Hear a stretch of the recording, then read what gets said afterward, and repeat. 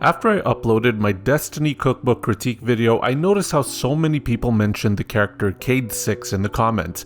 Being unfamiliar with the game, I began to wonder what all the hype was about, so I read up on Cayde, and now I get it. I get the love for Cayde. Yeah, right? That's what I thought. He's got one of the coolest character designs out of all of the NPCs, he's got a funny sense of humor, and without spoilers, he's got a really interesting role to play in the story. So I want to honor Cayde-6 by making his favorite meal. According to the official Destiny cookbook, Cayde only ever wanted to eat at the ramen shop where he would order his favorite go-to dish, the spicy ramen. A classy order for a classy EXO, as he says.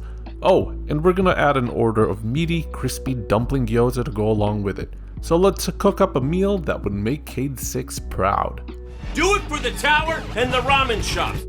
We're going to start off with the gyoza because that's the one that's going to take the longest. We start by placing half a head's worth of thinly sliced Nappa cabbage in a strainer and adding 2 teaspoons of salt. This is going to draw the excess moisture from the cabbage so the filling isn't too watery.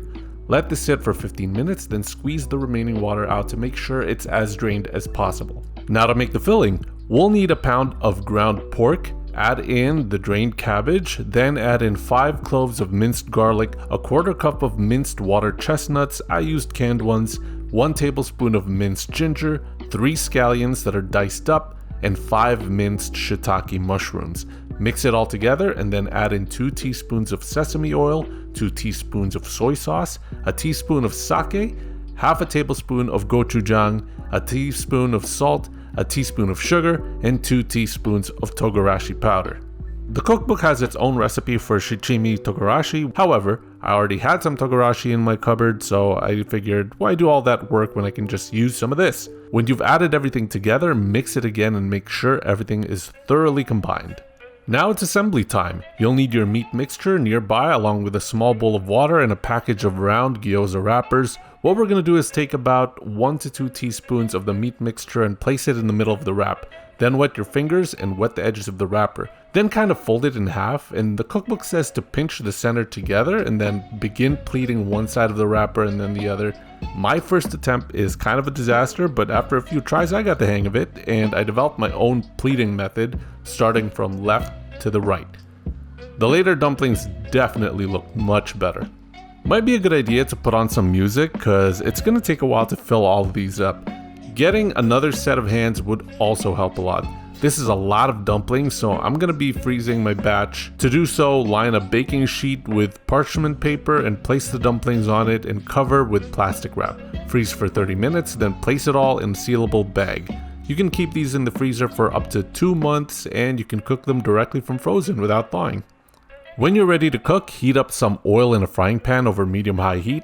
Then fry the dumplings and brown the bottom slightly for about 1 to 2 minutes. Then add in half a cup of water and cover the pan. Let it steam until the water has evaporated. Remove the lid and let it cook for another 1 to 2 minutes, crisping up the bottoms. This is pretty much ready to go. The last thing left to do is the sauce. Mix together some Sambal Oelek, some vinegar, some soy sauce. This cookbook sauce recipe is actually the same way I make my sauce when eating dumplings, so I know this is gonna be good. Can't wait to try me some of this gyoza. But before I do, let's put together the main event. There's that spicy ramen shop. I'm getting sidetracked. Look, long story short, I get busy. The Tower Ramen Shop's signature spicy ramen. According to the cookbook, this is, quote, one of the best recipes the Golden Age has to offer. Not even the Red Legion could bring down these golden noodles swimming in rich, flavorful broth. First, we're making the chicken. In a small bowl, mix together 3 tablespoons of Togarashi with 1 teaspoon of salt. Rub this spice mix on 6 boneless skin-on chicken thighs. I only had the skinless ones in my freezer, so I made that substitution. In a pan, heat up 2 teaspoons of canola oil in medium-high heat. If you have the skin-on chicken thighs, cook it skin side down until it turns golden brown, about 5 to 8 minutes. Flip it over and cook it for another 5 minutes. When done, transfer the chicken to a cutting board, let it rest for 5 minutes, then chop them into strips. On to the broth. The recipe calls for 2 quarts of Dashi Stock.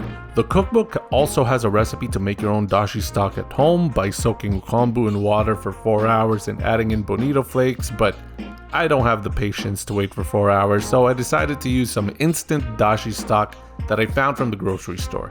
It probably won't be as good, but I'm hoping it's good enough. In a saucepan, heat up 2 quarts of dashi stock along 3 dried shiitake mushrooms over medium-high heat and simmer this for 10 minutes. Then remove the mushrooms and set the broth aside. In another pot, heat up 2 teaspoons of canola oil over medium-high heat and add in 10 fresh shiitake mushrooms, sliced with the stems removed. Cook the mushrooms for about 8 minutes until the exterior is crispy. Once cooked, put the mushrooms aside. In the same pot, add another teaspoon of canola oil and then add 1 leek, diced and using the white and light green parts only. Add 5 cloves of garlic. Cook the leeks until they're soft, about 3 minutes. Then add in 1.5 cups of cut up kimchi, 2 tablespoons of kimchi juice, a tablespoon of gochujang, 3 tablespoons of red miso, 3 tablespoons of soy sauce, and cook everything for about 4 minutes. Then add in the dashi broth that you prepared along with the pan-fried mushrooms and bring that mixture to a simmer for 10 minutes. You can add salt and pepper if needed. We're close to assembling the ramen, but we're gonna need a few more things. Obviously, you're gonna need the ramen noodles. The cookbook requires 4 servings of ramen noodles that are already cooked. I decided to buy some fresh noodles from the Asian grocery store and cook those for around 2 minutes. The recipe also calls for some ajitsuke tamago. The cookbook actually has a recipe for this as well, which requires 4 eggs being soft boiled for 6.5 minutes and being marinated in a mixture of half a cup of soy sauce, quarter cup of sugar, quarter cup of mirin, and a quarter cup of sake. Marinate the eggs for at least 24 hours, and these can last up to 3 days.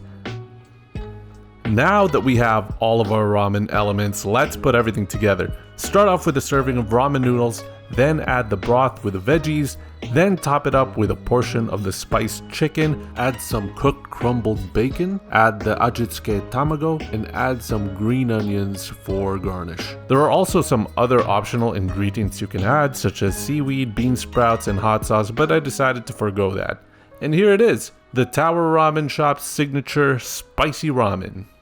I've been dying to try this. Let's start with the gyoza. I'm pleasantly surprised how well these turned out. I really thought I was gonna mangle up the wrapping job, but it looks pretty good, especially having never made dumplings before. I was really curious to know how the filling was gonna be like, and it is delicious. The first thing I noticed right away is how good the textures of the filling felt. I like the idea of homemade dumplings because you can really control how finely you chop the ingredients. Because my chopped pieces were kind of big, I can still tell apart the pop of the mushrooms from the crunch of the water chestnuts. A lot of times dumpling filling is one meaty consistency throughout, but in this one, I can really tell the textures and flavors apart.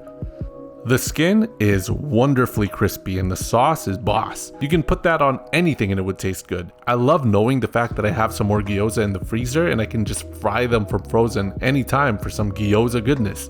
I would say it's worth the time and effort, but if you do have an extra set of hands, definitely get them to help you. These delicious dumplings are the perfect thing to bribe them with.